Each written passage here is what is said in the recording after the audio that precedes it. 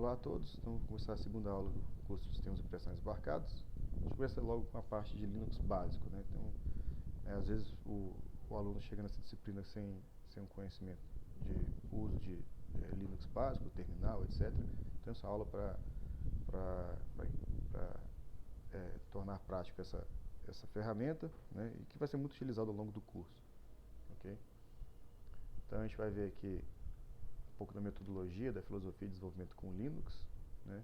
Licenças de software livre, vamos ver a organização da estrutura de diretórios do Linux, alguns comandos básicos, né? Formação de subsistema e instalação de programas. Então, o que é o Linux, né? O Linux é uma variante free software do Unix, criado por Linus Torvalds em 1990. Então, o Unix era um sistema operacional desenvolvido no Bell Labs, que foi um laboratório de pesquisa fantástico lá nos Estados Unidos, que é onde muito do que a gente aprende em engenharia elétrica e eletrônica foi desenvolvido diretamente nesse laboratório. O Nyquist, o Claude Shannon, né, a realimentação negativa, tudo isso aí foi desenvolvido lá. E também foi desenvolvido a linguagem C também, e também o sistema operacional Unix foi desenvolvido lá dentro, né. E o Linus Torvalds, ele, a partir do Unix, ele desenvolveu uma variante free do Unix, que foi chamada de Linux, né. Quando a gente fala em free software, aqui tem um pouco mais de filosofia envolvida, né? Porque free em inglês quer dizer tanto free as in free speech, quer dizer liberdade de expressão, free, liberdade, livre, e também free quer dizer grátis, né? Free beer, cerveja grátis, que eles sempre falam como exemplo, né? Então, nesse caso aqui, o Linux ele é free em termos de liberdade e em termos de custo, né? Ele é grátis e também você tem liberdade para modificá-lo, né? Então, ele é disponibilizado em várias distribuições. Então, vários grupos diferentes foram desenvolvendo versões desse Linux, né? Baseadas no Linux. E porque ele é free software, ele é livre para você desenvolver, né? E a diferença entre as distribuições está no conjunto de utilitários oferecidos. Então, eu estou trabalhando aqui na minha máquina com o Ubuntu, mas tem outras várias disponíveis, inclusive no Raspberry Pi fizeram uma alteração no Debian para ter o Raspbian, por exemplo, né? O Linux é só um bloco do sistema operacional completo e livre. O Linux é só o kernel, só o núcleo do sistema operacional. E os mais ortodoxos chamam essas distribuições de GNU Linux, sistema operacional livre com o kernel Linux. Então, GNU esse aqui é o logotipo do software GNU, que é uma variante de software livre, e o pinguinzinho é o símbolo do Linux. Como é que o kernel Linux opera? Ele toma controle do computador, ele gerencia o processador. Então, ele gerencia muitos usuários que uma máquina pode ter, os vários processos, né? Por exemplo, aqui na minha máquina estou rodando aqui um terminal, estou rodando aqui o Google Chrome, são vários processos rodando aqui em paralelo, né? E dentro do processo você pode ter vários processos lá dentro também, né? Você pode criar processos novos a partir de um novo processo, a partir de um único processo. E vai ter um agendamento desses processos, o que é executado de cada vez. O kernel Linux vai gerenciar a memória com precisão, sanar as demandas de memória. Então, estou aqui com 1, 2, 3, 4 abas abertas do Google Chrome, cada um deles vai precisar de memória, né? Então, o kernel Linux vai gerenciar esse uso da memória por esses várias abas aqui. Gerenciar espaço de troca também, swap. O kernel Linux vai gerenciar dispositivos, né? A gente tem os device drivers, que são os códigos do kernel para lidar com vários dispositivos, né? Teclado, mouse, impressora, saída de áudio, entrada de áudio, e assim por diante, né? Para não carregar demais o módulo, a gente pode carregar, para não carregar demais o kernel, a gente pode carregar drivers de acordo com a demanda. São os módulos de device drivers. O kernel também vai gerenciar o sistema de arquivos, vai reconhecer vários tipos. Quando a gente fala de sistema de arquivos, o que a gente está falando como é que os dados são gravados dentro da memória. Não é imediato, tem vários formatos diferentes possíveis, né? Que a gente já pegou duas máquinas diferentes, né, de fabricantes diferentes, né? Uma máquina que está com Linux instalado, ou que está com Windows instalado, ou que está com o macOS instalado da Apple, né? Às vezes você tem um pendrive que abre no Apple, na Apple, mas não abre no Windows e vice-versa, né? Tudo isso é por conta desse sistema de arquivos, como é que ele guarda os arquivos dentro da memória, né? O kernel Linux também vai lidar com a segurança, com o sistema de permissões para o ambiente multiusuário. Então você pode ter uma máquina aqui com vários usuários lá dentro, você não quer que um mexa nos dados do outro, então o kernel vai lidar com a segurança desse sistema, com o sistema de permissões. Sintetizando, então o kernel começa quando o computador é ligado, vai gerenciar programas, permite comunicação simples e eficiente com o hardware, né? E é por isso que ele é o núcleo do sistema operacional, a parte principal. O sistema operacional tem que ter um kernel, tem que ter um núcleo, né? E ele pode ter ou não algumas dessas outras ferramentas aqui, né? Então, por exemplo, interface gráfica.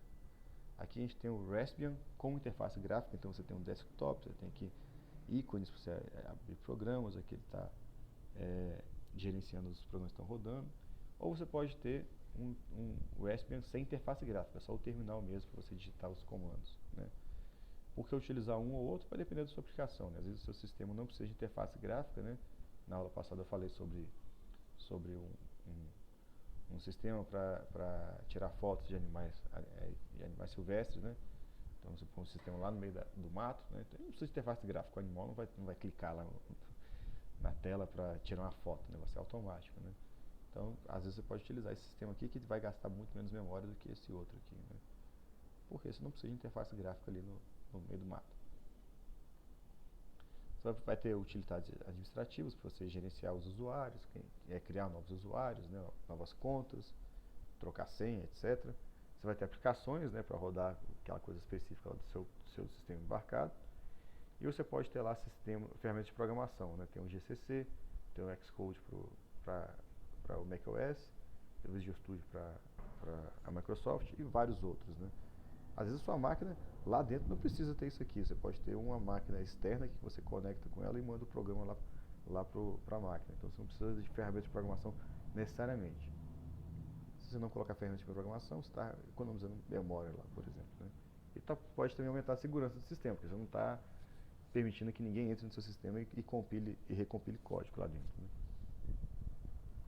Qual a filosofia de desenvolvimento para Linux, né? É trabalhar com simplicidade máxima, né? Sempre fazer ferramentas pequenas, simples e fáceis de entender, né? Utilizando a metodologia KISS, Keep It Small and Simple, né? O pessoal pega mais pesado e fala que é Keep It Simple Stupid, né? Mas na verdade é mantenha pequeno e simples, né? Porque programas complexos são mais suscetíveis a bugs. Você faz um negócio que faz muita coisa ao mesmo tempo, fica difícil de detectar o erro, né? Quando você pega ferramentas menores, fica mais fácil de mapear onde está acontecendo o erro. Então o programa vai executar a tarefa com perfeição. Manter um programa responsável por muitas tarefas é difícil, então você vai ter foco, cada programa faz uma tarefa específica, né? Modularização, trabalhar em módulos, e composição, juntar esses módulos é bastante frequente no Linux. Reuso, né? Não reinvente a roda, aproveite o que você está fazendo aí. Você vai precisar fazer, já pega o que está pronto, né, em vez de ficar reinventando a roda. E o que você fizer, você também procura disponibilizar o que você fizer na forma de bibliotecas para outros poderem reutilizar também, né? Filosofia de software livre e grátis. Filtros. Muitas aplicações do Linux são filtros, a gente vai ver isso daqui mais pra frente, né? Com esses filtros a gente pode combinar programas simples em um sistema mais complexo. O Linux trabalha com formato de arquivo aberto, que é uma das razões de sucesso dele, também de ódio, muita gente reclama disso, né? Porque por ser aberto, fica muito fácil de mexer, então fica difícil de acompanhar o que está sendo feito, né? Os arquivos de configuração e dados também em ASCII2, em texto simples, né? Fácil de ler, com qualquer editor de texto, né? Te dá mais liberdade aos usuários. Às vezes você não quer ter dar liberdade ao usuário, você quer só que ele possa fazer uma coisa específica, né? Mas para quem está desenvolvendo, maior liberdade geralmente é melhor, porque fica mais fácil de reaproveitar código, de reutilizar coisas e fazer sistemas mais complexos. Procure ser flexível, né? É difícil prever o que o usuário deseja com o programa, então investe limite no tamanho do campo. Lembre que você está sempre em um ambiente de rede, né? Se você puder conectar a rede para ficar mais flexível, e documente bem o seu programa, né? Mantenha a documentação em dia para você, para quem for desenvolver a partir do que você desenvolveu, para quem for utilizar, e assim por diante. Então, no sistema de arquivos do Unix, a gente pode encontrar arquivos, pode encontrar programas, pode encontrar processos, dispositivos de hardware, canais de comunicação entre processos, segmentos de memória compartilhada, tudo isso aí dentro da estrutura de diretórios ou pastas, né? Então, aqui a gente tem aqui uma série de pastas aqui no Linux, né? Representados aqui em forma de árvore invertida, aqui está a raiz, né? Então, essa barra aqui é a pasta root, a raiz do sistema, a pasta que contém todas as outras pastas. No Linux, obrigatoriamente, ele tem que conter essas pastas aqui: bin, boot, dev, etc. etc, lib, etc, etc. Tá bom? Dentro da pasta root, você tem, por exemplo, a pasta bin. A pasta bin é para programas essenciais ao usuário, que a gente vai rodar aqui no nosso terminal, né? E não pode ter subdiretórios ou subpastas dentro dessa pasta bin. A pasta dev contém arquivos de dispositivos, hardware, comunicação com hardware é feita por leitura e escrita em arquivos que estão nessa pasta aqui. E aí os programadores procuram usar uma mesma interface para resolver diversos problemas. Então, aqui na pasta /dev, tem uma série de arquivos aqui para conexão, né, com hardware. Então, tem aqui porta serial, VGA para vídeo, vídeo 0 para vídeo, e assim por diante. Bloco para memória, de bloco, e assim por diante. Tem vários arquivos aqui que você pode utilizar para conectar com outros dispositivos. A pasta mídia é o ponto de montagem para mídia removível. Então, quando você inserir um pendrive nessa máquina Linux que eu estou utilizando, por exemplo, lá na pasta mídia vai aparecer uma pasta nova. Aqui está só a pasta de jogo, que é a pasta que eu estou trabalhando, né? Mas vai aparecer outras pastas também aqui para você acessar o seu pendrive, por exemplo. A pasta var contém arquivos de dados variáveis, né? Tem diretórios de spool, arquivos, dados administrativos de log, arquivos transientes temporários. Vai ter várias informações de uso de programas aqui, né? Então, à medida que os programas vão ser utilizados, ele vai salvando nesses arquivos de log, né? E um bom administrador tem que acompanhar a execução do sistema de acordo com esses arquivos de log. A pasta proc, dentro da pasta barra, tem informações legíveis sobre o sistema. Então, por exemplo, dentro da pasta proc, tem um programa CPU-info. Então,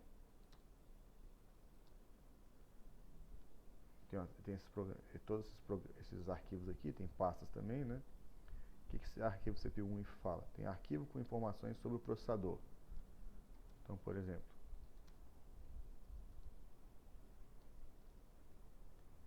eu mandei ler esse arquivo e ele está indicando aqui todas as informações aqui do meu computador, né? Qual que é a marca, família, modelo, etc, né? A pasta proc tem o arquivo devices, que é um arquivo com a lista de dispositivos conectados. Tem aqui todos os dispositivos de bloco e de caractere que estão conectados na minha máquina. Memeinfo, arquivo com informações de uso de memória do sistema. Uptime, um arquivo que indica quanto tempo o usuário fez o login no sistema. Então, a gente pode ler ele também. cat/proc/uptime. Então, é a quantidade de segundos que eu fiz login nessa máquina. E muitos outros arquivos. Dentro da pasta barra tem a pasta home. A pasta home é o diretório ou pasta que guarda a pasta inicial de cada um dos usuários da máquina. Então, suponha que eu tenho uma máquina que tem 3 usuários definidos lá: o usuário professor, o usuário aluno 1 e o usuário monitor. Esse usuário professor pode ter, dentro da pasta dele, pode ter a pasta de desktop, a pasta de documentos, a pasta de imagens, de vídeos, etc. O aluno 1, o usuário aluno 1, vai ter também um desktop separado do professor, uma pasta de documentos separada do professor. O usuário monitor também vai ter um desktop separado, documentos separados e assim por diante. Ok? Então, digamos, imagina aí que esse usuário monitor tem a pasta desktop. Dentro da pasta desktop tem o arquivo aula.pdf, o arquivo imagem.png e arquivo texto.txt dentro da pasta desktop. Então, o endereço absoluto desse arquivo aula.pdf é /home/ monitor barra desktop barra aula.pdf. Mesma coisa para imagem.png, barra home barra monitor barra desktop barra imagem.png. Né? Então esse é o endereço, barra home barra monitor barra desktop barra aula.pdf, é o endereço absoluto, é o endereço dele na estrutura de diretório do Linux. Né? Em relação à pasta barra home, esse arquivo aqui, o endereço dele é monitor barra desktop barra aula.pdf. Esse é o endereço relativo, ou seja, se você começar a partir dessa pasta home, então já estando dentro da pasta home, aula.pdf, o endereço relativo dele é monitor desktop aula.pdf. Né? Então, endereço relativo absoluto seria, por exemplo, você quer ir para algum local, tem um endereço dele, você pega lá na internet, na página do local, né? Então tem lá o endereço, né? Endereço da UNB, por exemplo. E o endereço relativo é, a partir do ponto que eu estou, como é que eu chego lá? Então digamos que você está na rodoviária, como é que você chega na UNB? Então você pega a primeira via direita, você passa 2 sinais, via esquerda. Então esse é o endereço relativo. Aqui é a mesma coisa, né? Estou falando aqui endereço relativo à pasta home. E endereço relativo à pasta barra home barra monitor barra desktop é aula.pdf, imagem.png e arquivo texto.txt. Ok? Então endereço absoluto, relativo e relativo. Então o Linux, por ser um sistema multiusuário, apresenta um conjunto de características de usuários. O principal deles é o usuário root, usuário raiz, superusuário, administrador. Quando você entra como root, você tem controle total sobre o sistema. Você pode ligar e desligar, adicionar e remover usuários, alterar senhas, instalar ou remover aplicações e assim por diante. Outros usuários são definidos sob demanda. Você pode criar novos usuários comuns, você pode ter daemons, pode ter outros serviços. Cada usuário tem um conjunto de permissões e privilégios, e aí um sistema de grande porte é mais seguro intrinsecamente. Ativamente o sistema disponibiliza um conjunto de privilégios. Então, a gente pode criar, por exemplo, uma permissão para que só o usuário monitor acesse esse arquivo aula.pdf. Só o usuário monitor altere esse arquivo texto.txt. Então, o usuário professor não vai poder mexer nisso aqui, esse arquivo texto.txt. E aí, uma conta para cada usuário, né? E cada um com seus privilégios, com o que ele pode fazer e o que ele não pode fazer. Não é elegante operar como root ou deixar o usuário sem senha para manter a segurança do sistema. Se você operar como root o tempo todo, você pode instalar coisas sem querer, né? Então pode ser perigoso. Como é que você vai utilizar o Linux? Já tem interfaces gráficas maduras, então aqui estou com o Ubuntu, que ele é bem completo, né? Já tem bastante coisa. Vai utilizar aplicações em linha de comando, a gente vai utilizar bastante linha de comando nesse curso, porque, como a gente vai ver, é muito mais prático, e às vezes é porque você não tem usuário clicando, você tem que fazer um negócio automático, né? E os comandos são mesmos independentes do Unix, então independente da distribuição que você está trabalhando, você pode ter vários comandos, os mesmos comandos em várias distribuições, né? E tem várias ferramentas de filtragem de dados. Por que aprender o shell, a linha de comando, né? Porque ele é inteligente, ele tem histórico, ele completa automaticamente para você, ele tem um sistema eficiente de automação de tarefas, né? Então é muito útil, né? Como é que você vai utilizar o Linux na sua máquina? Então você pode ir nesse site aqui, por exemplo. Ele é bem simplesinho, não dá para fazer muita coisa com ele não. Mas se você quiser testar alguma coisa, tem aqui um terminal para você executar, e aqui vai ter o resultado. Você pode instalar o Ubuntu dentro do Windows. Então o Windows agora ele tem o aplicativo Ubuntu. Então você não precisa nem instalar sistema operacional nem nada. É só um aplicativo, um programa dentro do Windows, que vai trabalhar com o Ubuntu. Ele vai ter lá um terminal para você trabalhar de dentro do Windows, que está o link. E você pode executar ou instalar o Ubuntu a partir de um pendrive, por exemplo. Esse link aqui vai ensinar você a colocar o Ubuntu num pendrive. Você conecta o pendrive no computador, liga ele e aí vai utilizar o sistema operacional a partir do pendrive. E lá dentro você pode também instalar o Ubuntu na sua máquina usando esse pendrive. Então imagina aí que eu estou como usuário professor, tá bom? Então eu fiz login no terminal no Linux. Aí apareceu aqui o terminal, esse aqui. til/desktop. Esse texto til/desktop indica que o terminal está sendo executado a partir da pasta /home /professor, porque eu estou logado com o usuário professor, /desktop. O terminal sempre vai estar sendo executado a partir de uma pasta específica.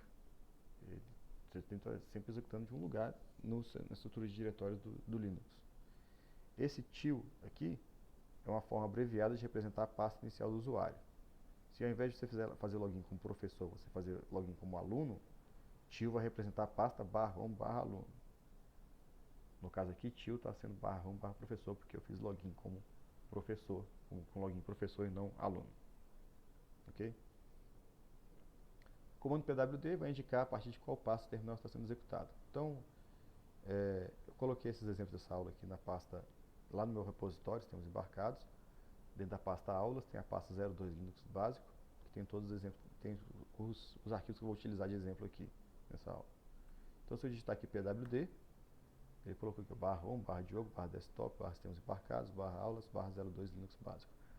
Aqui é a minha máquina só de exemplo, né? Não estou fazendo uma máquina real aqui, né? Mas você poderia criar aqui uma pasta, um login professor na minha máquina e ter um desktop aqui na minha máquina. No caso aqui eu estou no meu login Diogo. O comando ls vai listar o conteúdo da pasta a partir de onde o terminal está sendo executado. Então, você digitar ls aqui, você vê que está aqui aulas, imagem.png, notas.txt, prova 1, prova 2, prova 3. Você repara aqui que aqui no meu terminal ele colocou cores diferentes para tipos diferentes de arquivos e diretórios. Então as pastas ficaram em azul, a imagem ficou em roxo e o arquivo texto ficou em branco. Para você entrar na pasta prova 1, você pode usar o comando cd. cd quer dizer change directory. Então prova 1, cd prova 1. Reparem que agora ele acrescentou aqui /prova 1 aqui no final. Ou seja, estou operando o terminal a partir da pasta prova 1, que está dentro da pasta 02 Linux básico, etc, etc. Aqui no meu exemplo, hipotético, né? Ele fez login aqui, agora ele está na pasta prova 1. Então aqui quando a gente digitou cd prova 1, a gente utilizou o endereço relativo, já que a pasta prova 1 está dentro da pasta desktop, como está indicado aqui, né? Outra forma de ter o mesmo resultado nessa máquina aqui seria digitar cd /home/professor /desktop /prova 1, que é o endereço absoluto da pasta prova 1. Ou então cd tio /desktop /prova 1. Também daria o mesmo resultado. Mas aqui são endereços relativos, absolutos, desculpa. O comando ls-l vai listar o conteúdo da pasta com uma riqueza de detalhes.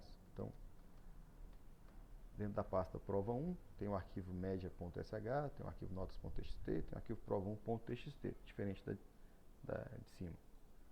Né? Aqui eu fiz o mesmo exemplo aqui, só que na pasta, nesse computador hipotético. A gente continua utilizando o comando ls, e colocando esse "-l" aqui, tem que ter um espaço aqui para a gente diferenciar uma coisa da outra. O comando ls entendeu que o usuário quer uma lista mais completa, né? Uma lista completa, argumento "-l". São indicados 3 arquivos dentro da pasta prova 1. E além disso, a gente tem aqui essas linhas aqui, né? R, -rwx, R-x, R-x, -rw, -, assim por diante. Está um pouquinho diferente aqui. Esses caracteres aí, RWX e menos, são referentes às permissões de cada arquivo. As permissões são associadas a arquivos, diretórios, programas, indicando o que pode ser feito com cada um destes. O que cada um pode ler, cada usuário pode ler, escrever ou executar. Então a gente vai utilizar 9 letras aqui. As 3 primeiras, que eu coloquei em vermelho aqui, definem as permissões do proprietário. Então, o dono desse arquivo media.sh pode ler, escrever, read, write e execute, executar. Então, esse arquivo notas.txt, o dono desse arquivo só pode ler e escrever, não pode executar. Que bom, porque isso aqui é um arquivo de texto, né? Então, as 3 primeiras letras são do proprietário, o dono do arquivo. As 3 letras do meio são do grupo proprietário. Você pode pegar vários logins, colocar todos dentro do mesmo grupo, né? E aí pode colocar permissões para todo mundo desse grupo. E as últimas 3 letras para todos os outros usuários. Somente o proprietário e o usuário root podem mudar as permissões de um arquivo, o que mantém a privacidade do usuário. Então, você pode manter aí que cada usuário vai poder ler e escrever ou não, e mantém a integridade do sistema. Então, não é qualquer usuário que pode ir lá mexer num programa, apagar um programa lá na pasta /bin, e assim por diante.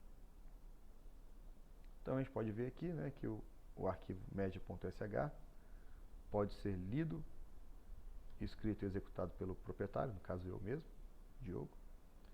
E ele pode ser lido e executado pelo grupo proprietário, lido e executado por todos os outros. Não pode ser reescrito. Os arquivos notas.txt, aqui nesse exemplo, podem ser lidos e escritos pelo usuário professor, mas não executados. Então aqui, RW-, né? Então ele não pode ser executado por ninguém. E os outros usuários só podem ler esses arquivos. Para fazer com que somente o usuário professor consiga ler o arquivo notas.txt, a gente pode utilizar o comando chmod. Então a gente vê aqui, ó, chmod 600 notas.txt. Ignore o que eu estou fazendo agora aqui, só para eu repetir o exemplo, que não está igual aqui. Então, inicialmente ele estava desse jeito aqui.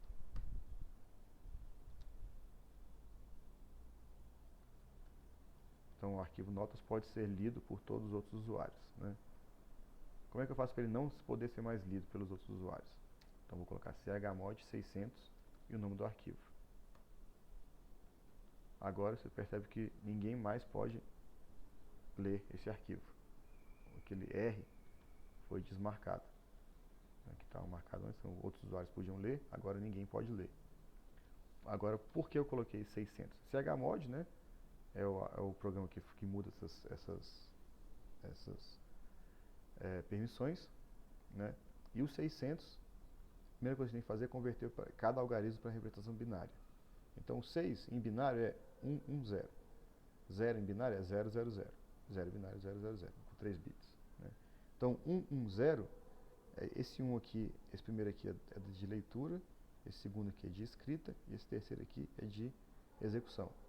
Leitura, escrita e execução. Leitura, escrita e execução. Ou seja, o usuário professor pode ler e escrever, mas não pode executar, e os outros usuários não podem mais fazer nada. 0, 0, 0, 0, 0, 0, 0. Então, o chmod faz essa mudança de permissões. Ok? Então, agora, no meu exemplo também está dessa maneira. O comando power off desliga o computador e o comando reboot reinicia o computador. Você pode também utilizar o comando shutdown para agendar o desligamento e reinício do computador, entre outras coisas. Só podem ser executados pelo root. Né? Então, para você desligar a máquina, esse meu computador aqui, se eu apertar o Enter aqui, ele vai desligar a máquina automaticamente. Não quero fazer isso porque eu estou gravando a aula, obviamente, né? Mas se às vezes a máquina não aceita você desligar ela automaticamente. Então você tem que operar como superusuário para poder desligar a máquina, né? Então tem duas formas de fazer isso. Ou você digita su, aperta Enter, digita a senha do superusuário. Coloquei qualquer senha aqui, só para não permitir. Eu poderia operar, em vez de operar como professor, eu poderia operar como root. Ou então eu posso executar só um comando com o superusuário. Então, quando você digitar sudo power off, apertar o Enter aqui, ele vai pedir a senha de superusuário. E se eu colocar a senha correta, vou colocar a senha errada aqui, se eu colocasse a senha correta, ele ia permitir desligar o computador, né? Então, power off pode dar a permissão negada, ele não vai desligar o computador. Aí, sudo power off, ele vai desligar. Ele tem aquela piadinha do XKCD, esse aqui é um site, tem várias tirinhas de engenharia, de física, etc. Muito interessante, né? Fulano fala pro ciclano aqui, né? Me faça um sanduíche. Eu? Vai lá para você mesmo fazer o seu sanduíche. Sudo me faça sanduíche. Ok, né? Superusuário manda tudo, né? Pode fazer tudo. Tá, então para a gente ler o conteúdo de um arquivo, a gente pode utilizar o comando cat. Então, vou limpar aqui a tela. Então, aqui na minha pasta tem o arquivo notas.txt. Vamos ler o arquivo notas.txt. Então, cat notas.txt. Está lá escrito que fulano de tal tirou nota 8, beltrano de tal tirou nota 9, cicrano tirou nota 10. Igual aqui no exemplo. Vamos ler o arquivo média, cat media.sh. Está esse conteúdo aí. Ok. Esse arquivo média é um script que ele executa uma série de comandos de terminal. Então aqui grep é um comando, echo é um comando, e assim por diante. Mais especificamente, ele procura números no final de cada linha de um arquivo e depois calcula a média desses. Então ele procura esses números aqui no final e calcula a média desses números. Tá? Então se eu executar ele aqui, média.sh, aqui eu estou executando esse script. E ele está marcado já para poder ser executado. Né? Eu coloquei, ele está com um X aqui indicando que ele pode ser executado. E nota.txt é o arquivo que ele vai ler. Ele pegou lá o valor 8, o valor 9, o valor 10, somou os 3, dividiu por 3, deu 9. Calculou aqui a média de 3 alunos foi 9. Né? Ok, beleza, está funcionando. Repare que o script foi executado acrescentando ponto barra na frente, ao nome do mesmo. Sem um ponto barra, o terminal procura por um programa chamado media.sh. Se eu colocar aqui media.sh, ele não encontra, como not found. Então, com o ponto barra, estou falando, está nessa pasta aqui atualmente, na pasta prova 1, tem um arquivo media.sh. Então, execute ele e passe por uma entrada o arquivo o nome notes.txt. Mas na próxima aula a gente vê com mais atenção os scripts. Então, esse ponto barra é para indicar na pasta atual. Se eu quiser voltar da pasta prova 1 para a pasta anterior, no caso aqui para a pasta desktop, posso digitar aqui cd barra. Não é o 2 pontos assim, é barra. E você vê que ele voltou aqui de prova 1 para essa pasta aqui acima. No exemplo aqui do slide, ele foi da prova 1 para o desktop. Ou seja, ponto barra é o diretório atual e ponto barra é o diretório pai. Então, e reparem que o cd ponto também funciona do mesmo jeito. Ok? Então, ponto barra é a pasta atual, ponto barra diretório pai, a pasta acima da pasta atual. Se eu quiser copiar um arquivo, né, então eu tenho aqui esses arquivos aqui na minha pasta. Se eu quiser fazer uma cópia desse arquivo imagem.png e com o nome imagem2.png, então eu vou utilizar o comando cp, de copy. Então eu vou copiar o imagem.png com o nome imagem2.png. Se a gente digitar o ls, a gente vê agora que foi criado aqui o arquivo imagem2.png. Eu posso mover esse arquivo para a pasta prova 1, se eu quiser também. Então, para eu mover para a pasta prova 1, eu vou mover o imagem2.png para a pasta prova 1 barra imagem2.png. Ok? Então agora, aquele arquivo imagem 2 não está mais na minha pasta prova, na minha pasta atual, no caso aqui no desktop, né? Aqui você vê que o imagem 2 existia e depois ele sumiu. Aqui está errado, tem que consertar isso aqui. Então, não, desculpa, estava certo. Então eu copiei, movi o arquivo, né? Então, não está mais na pasta prova 1. Vamos lá na pasta prova 1.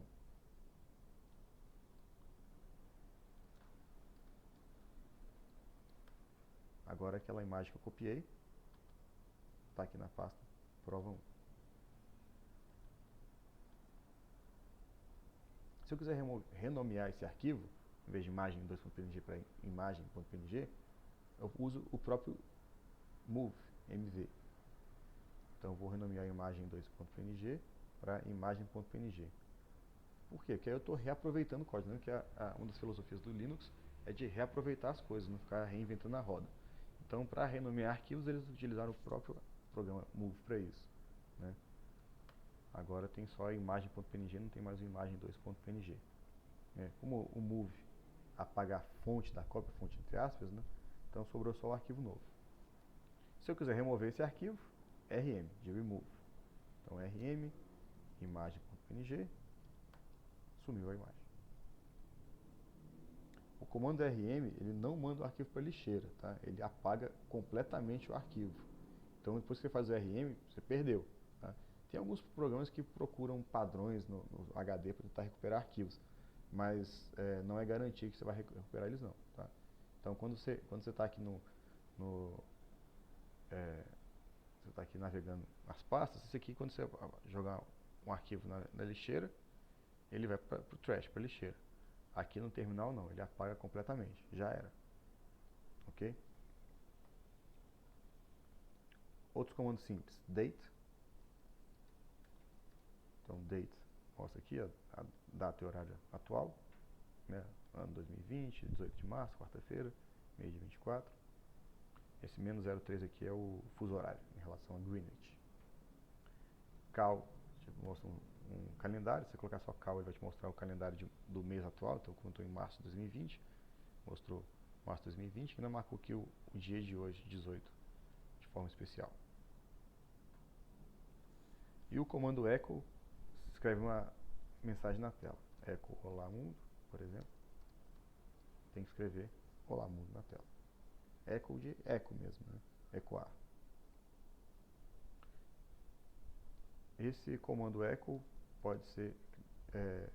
não, retomando. Então, desses recursos do shell, a gente pode redirecionar saídas para arquivos. Então, por exemplo, o date vai escrever isso aqui na tela, certo? A data, horário, etc. Se você colocar date, símbolo de maior, data.txt, ao invés de escrever o resultado do date na tela, ele vai pegar esse resultado que seria escrito na tela e jogar no arquivo data.txt. Se eu der um cat agora nesse arquivo data.txt, está aí o conteúdo que foi jogado, que foi escrito pelo programa date, né? Se o arquivo já existe, ele é sobrescrito. Então, se eu fizer de novo alguma coisa para esse arquivo, echo olá para data.txt, quando eu ler ele de volta, ele apagou o que tinha antes, né? Sobrescreveu e escreveu o comando atual, olá. Então, um símbolo de maior, ele sobrescreve o arquivo. Se não existir, ele cria. O caractere maior também redireciona o arquivo, mas não sobrescreve. Então, se eu fizer aqui echo, tudo bem,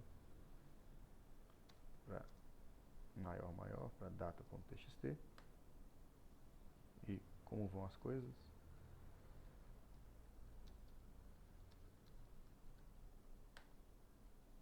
Se eu der um cat agora nesse arquivo, ele concatenou o que eu tinha escrito anteriormente. Então, com esse símbolo de maior, ele não apaga o que já tem, ele vai colocando ao final, né? Então, já tinha o olá, ele colocou tudo bem e como vão as coisas. Então, o caractere ponto e vírgula, a gente executar comandos em sequência, né? Por exemplo, se eu quiser colocar uma mensagem de texto mais completa, eu poderia fazer isso aqui, né? De hora, date,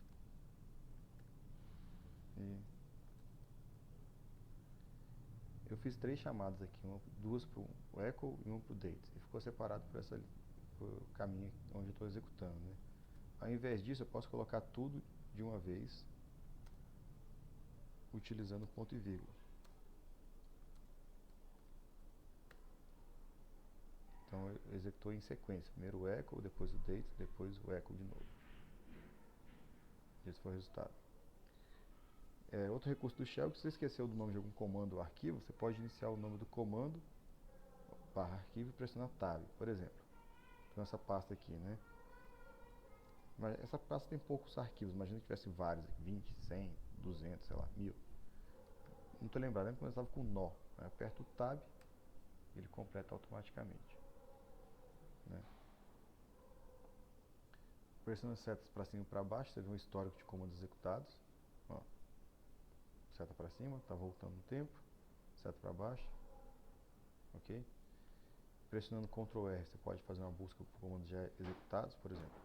Vou procurar por echo. Você já achou aí essa minha última que eu fiz, né? Eu posso executar. O history tem uma história, um histórico do que você já digitou, todos os comandos que você já digitou.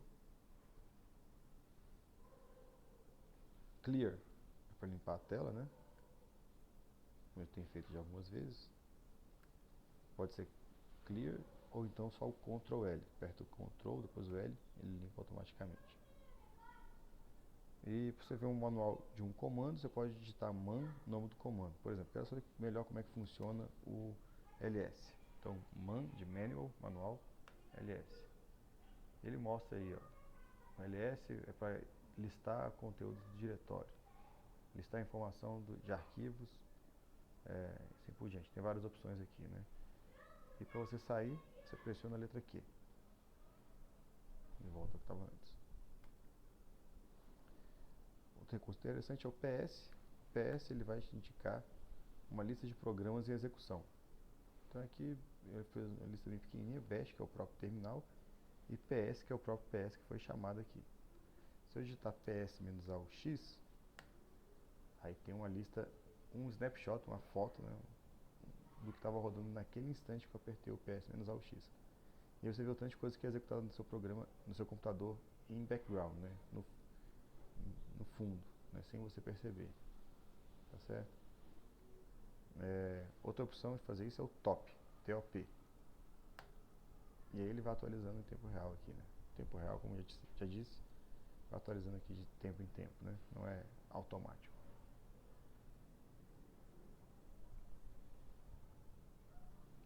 Kill, para você matar uma execução de algum programa. Você pode pegar aqui essa lista aqui, ó, pelo PID, é o identificador do processo. Você pode mandar matar e parar de executar aquele programa. mkdir para você criar um diretório e rmdir para apagar um diretório. Então, por exemplo, vou criar aqui um diretório teste. Agora tem o diretório teste, rmdir teste para removê-lo. Ok, molezinha. O shell também tem vários metacaracteres. Por exemplo, asterisco quer dizer qualquer string. Interrogação quer dizer qualquer caractere isolado. Você pode utilizar colchetes para procurar alguns caracteres específicos. Barra invertida asterisco para procurar o caractere asterisco mesmo. Né? Ponto e vírgula para separador sequencial, para você executar um comando de cada vez, como a gente viu anteriormente. E comercial para colocar comando em segundo plano, a gente não vai ver isso agora não, mas basicamente você pode chamar um programa e deixar ele executando lá no fundo. E jogo da velha é comentário. Né? Se você digitar qualquer coisa aqui depois, aqui, ó, ele simplesmente ignora. Se eu tivesse colocado sem o jogo da velha, ele acha que é um programa e vai falar que esse programa não existe. Então, por exemplo, a gente está aqui na pasta que tem esses arquivos, certo? Está faltando uns arquivos aqui, mas tudo bem.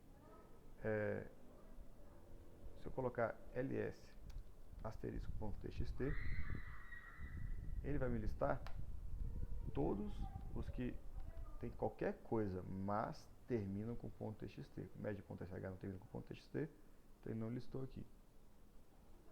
Se eu colocar ls interrogação.txt, eu vou procurar todos os arquivos que tem um caractere seguido de .txt, ou seja, tem só 5 caracteres no nome. Como todos eles aqui tem mais de 5, né, terminam com .txt, ele não achou nenhum arquivo diretório com esse nome. E aqui um exemplo um pouquinho mais complexo, que é ls mm.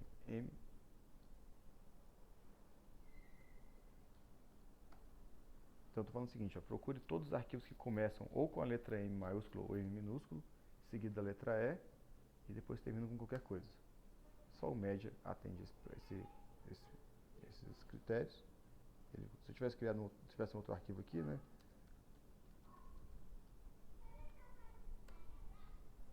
Desculpa.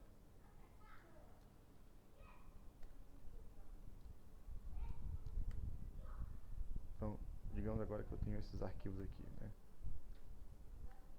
Média.sh, mesa.txt e assim por diante. Aquela minha busca aqui tem 2 arquivos que começam com a letra M e seguido da letra E. Então ele está esses 2 aí. Ok?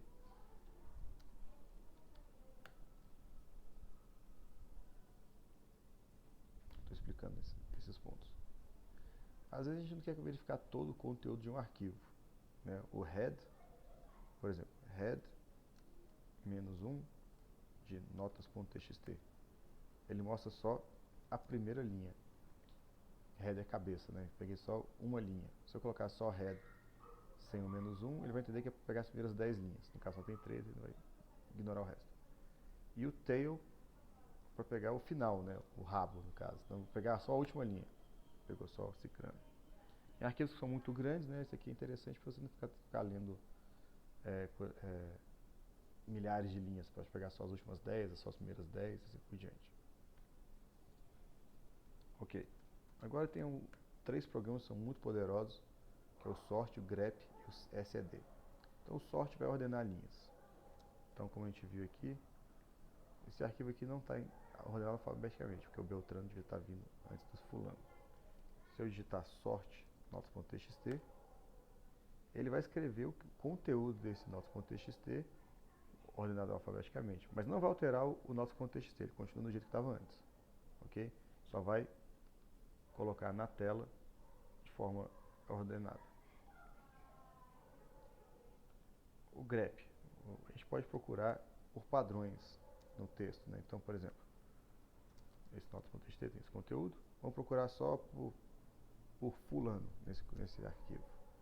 Então, eu vou buscar fulano no arquivo notas.txt. E ele me mostrou aqui só a linha fulano de tal, primeira linha, e ainda marcou de vermelho aqui a palavra que eu estou procurando, né? Eu posso procurar por tal. E aí ele achou fulano de tal e Beltrano de tal. Eu posso procurar por de tal, vou colocar aqui entre aspas duplas para segurar aqui, para falar que eu estou procurando de tal. Ele encontrou aí. Então o comando grep é metacaracteres. Você pode colocar o símbolo ponto para representar um caractere. Então vamos procurar aqui, ó.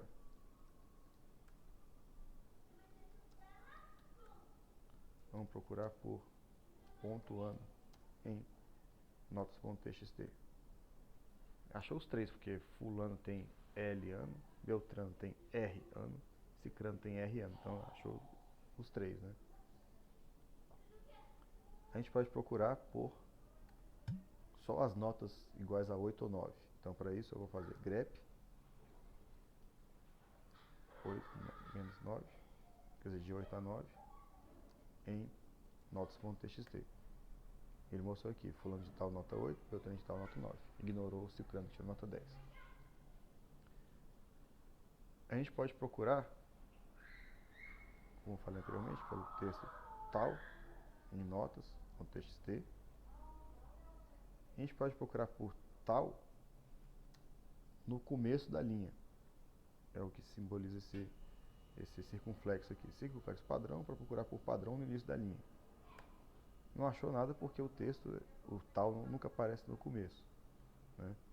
Eu posso procurar por todas as vezes que aparece o 9 no final da linha. Então eu vou colocar 9 cifrão. Cifrão quer dizer no final da linha. Ele achou aqui o Beltrano de tal que termina com o número 9.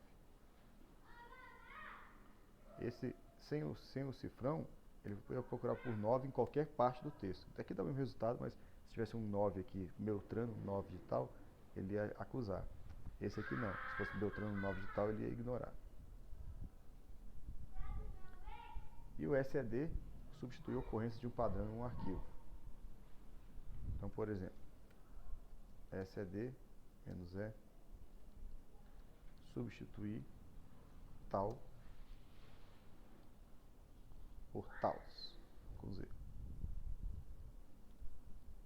no arquivo notas.txt. Opa.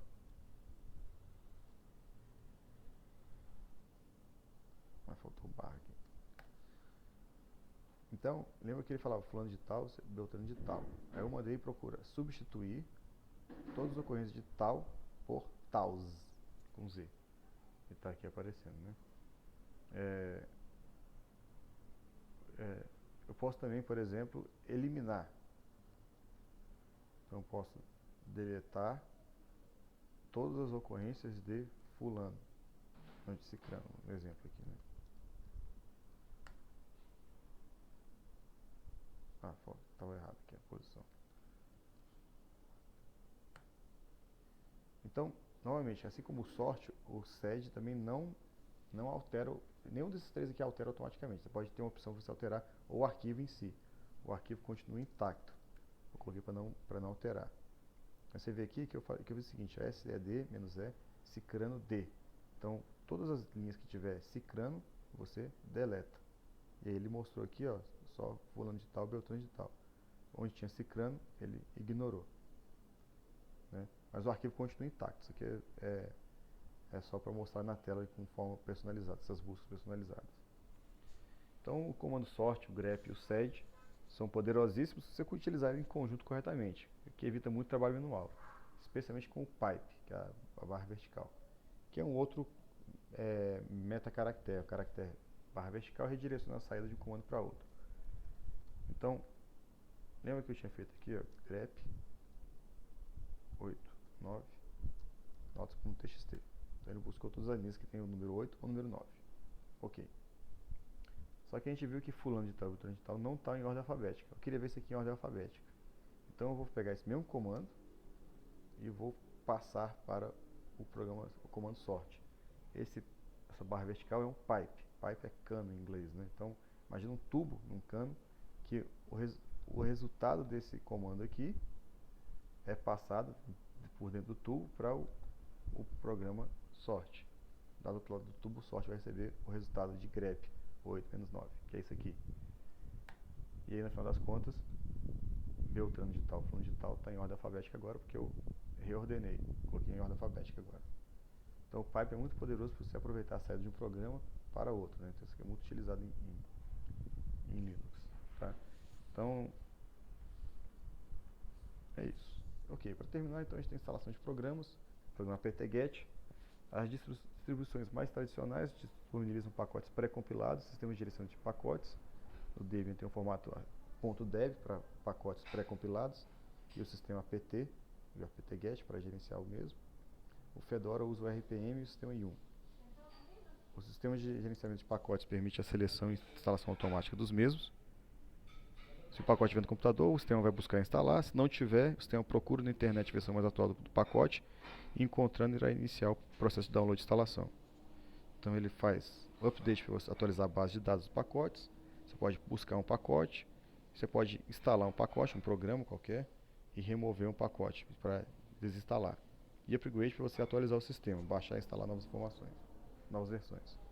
Então, o apt-get é muito útil para você instalar programas, ele procura tudo para você automaticamente, né? Então, você precisa executar como usuário, sudo apt-get install Octave, por exemplo. Vou colocar minha senha aqui. Como ele já está instalado, ele falou, não precisa fazer mais nada.